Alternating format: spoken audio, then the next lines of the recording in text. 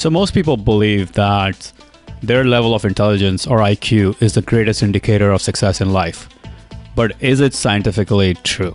Let's dive into the book Emotional Intelligence by Daniel Goleman and find out what the truth really is.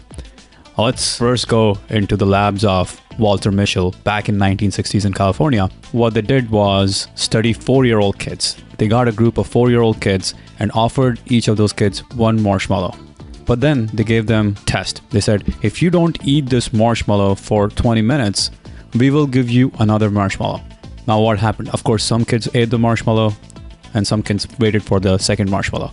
Now, the researchers followed these kids, and then 14 years later, they again tried to figure out what had happened to their lives, where were they today. Now, 14 years later, the kids who couldn't wait for their marshmallows, what were their SAT scores? So the average SAT scores of kids who couldn't wait for the second marshmallow, who just ate the first marshmallow, their average score was 1052, while the kids who waited for the second marshmallow, their average SAT score was 1262, almost 20% higher than the kids who couldn't wait. And not only that, these kids were more socially competent, could handle pressure better, and embrace challenges in life. So what was going on here? And here are the implications of the study, the marshmallow test, that these kids who were able to delay gratification, these kids had emotional intelligence. They were able to handle impulses. And being able to handle impulse is one of the most fundamental skills, psychological skills. They were able to delay gratification. They were able to deny impulses in order to serve their long-term goal. And that ability is crucial to long-term success. Now let's look at another component of emotional intelligence, which is the ability to handle defeats and challenges. Now in history, stories of all the great performances and achievements, and they're all laden with defeats and challenges and setbacks. Elon Musk was on the brink of losing both SpaceX and Tesla and going bankrupt in 2008. He rose from that setback to become one of the greatest entrepreneurs of our times. Michael Jordan was cut from his high school basketball team, and then he rose from that humiliating setback to become one of the greatest basketball players ever. So these stories of rising from failure are what history is really made of. This is a very common theme amongst all great achievers. Now what's going on here? So what research is saying is that our achievement in life is not just a function of our level of intelligence or talent, but also a function of our capacity to withstand failures, setbacks, and defeats. Basically, it's our ability to handle defeats and challenges, ability to handle those tough emotions. And a sister concept to this is the idea of self-efficacy, which says that when you have self-efficacy, you have this feeling that you can handle life's challenges as they come. And that is crucial to emotional intelligence. Now let's talk about another really key component to emotional intelligence, which is your ability to handle pressure, handle anxiety. Now, if you follow sports, you've probably seen that some players perform really well under pressure, while others just break down. They choke under pressure. What's going on here? Well, it is all about their ability to handle those tough external situations and regulate their emotions in those moments so that they can perform at their very best. Now, let me ask you, when do you perform at your very best? When there is very little pressure to do anything, or when there is too much pressure? Well, for most people, there is a peak performance zone somewhere in the middle. Not too little pressure, but not too much pressure. Some pressure is good, but too much pressure can be bad.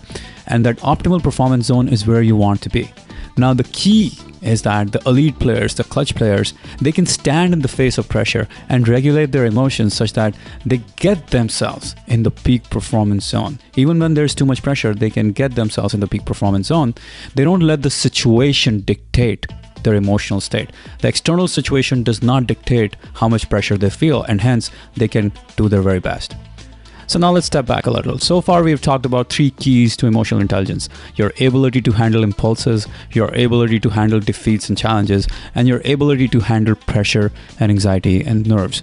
What do they all have in common? They all have in common the idea of the ability to handle your emotions.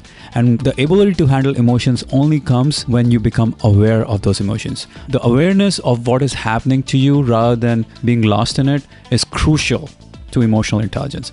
That awareness is called self-awareness, also called metacognition, when you can be above the flow of experiences while you're experiencing those experiences.